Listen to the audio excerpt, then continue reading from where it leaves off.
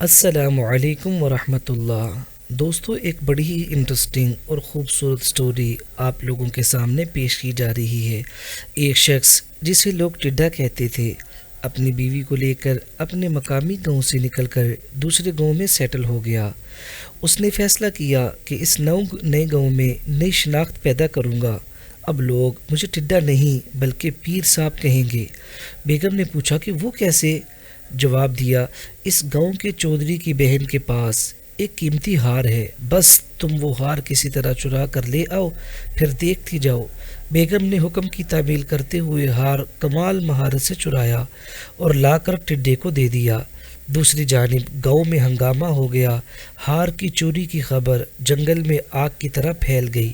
ٹڈھے نے اپنی بیوی کو کہا، جا کر چودھری کی بہن کو بتا آؤ کہ میرا خاوند بہت بڑا بزرگ ہے، لوگوں کی گمشدہ چیزیں برآمد کرتا ہے۔ اس بات پر چودھری اپنے گھرانے اور گاؤں والوں کو ساتھ لے کر ٹڈھے کے ہاں حاضر ہو گیا اور پیر صاحب سے کہا، جی بتائیے ہمارا ہار کہاں ہو سکتا ہے؟ ٹڈھے نے راتوں رات ہار چودھری کی چھت کے اوپر پھینک دیا تھا۔ بتایا، آپ کا ہار کسی نوکرانی نے چرایا تھا جناب، جس نے بعد میں خوف زدہ ہو کر آپ کی چھت پر پھینک دیا، جا کر اٹھا لو وہاں سے۔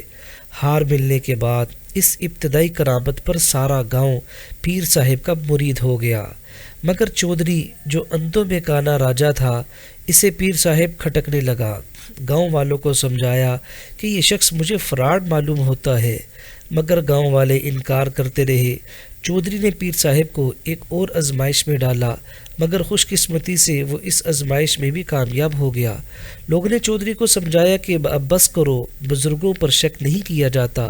چودھری پریشان ہو گیا اور عہد کر لیا، جو بھی ہو میں اس پیر کا بانڈا پھوڑ کے ہی چھوڑوں گا۔ آخر ایک دن چودھری نے اعلان کیا، کل کھلے میدان تمام گاؤں کے لوگ اکٹھے ہوں گے۔ اگر پیر صاحب نے بتا دیا کہ میرے ہاتھ میں کیا ہے تو میں سب کے سامنے اس کے ہاتھ پر بیعت ہو جاؤں گا۔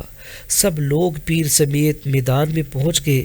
چودھری گھر سے نکلا تو سوچتا رہا ہاتھ میں کیا پکڑا جائے۔ اچانک اس کی نظر ایک ٹڈھے پر پڑ گئی۔ اس نے پکڑنے کے لیے ہاتھ بڑھایا تو وہ پھدک گیا، پھر ہاتھ بڑھایا پھر پھدک گیا، تیسری دفعہ میں پکڑا گیا۔ چودھری مجمع میں پہنچا اور سوال کیا، بتاؤ میری مٹھی میں کیا بند ہے؟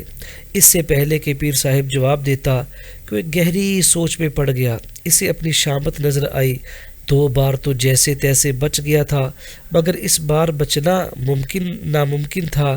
لہٰذا مایوسی میں آسمان کی طرف چہرہ اٹھایا اور اپنے آپ کو کوستے ہوئے کہا، ہائے رے ٹڈھے، پہلی چھلانگ میں تو بچ گیا تھا، دوسری چھلانگ میں بھی بچ گیا، مگر اب تیسری دفعہ تم گرفت میں آ گئے۔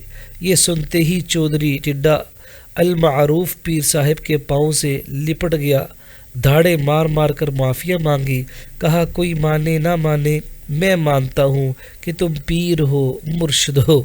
دوستو، اگر آپ کو یہ آج کی سٹوری اچھی لگی ہو، اس کو لائک بھی کر دیں، آگے شیئر بھی کر دیں۔ مزید دلچسپ اسلامی، تاریخی اور انٹرسٹنگ سٹوریز کو سننے کے لیے ہمارے چینل کو سبسکرائب کر لیں۔ السلام علیکم ورحمۃ اللہ۔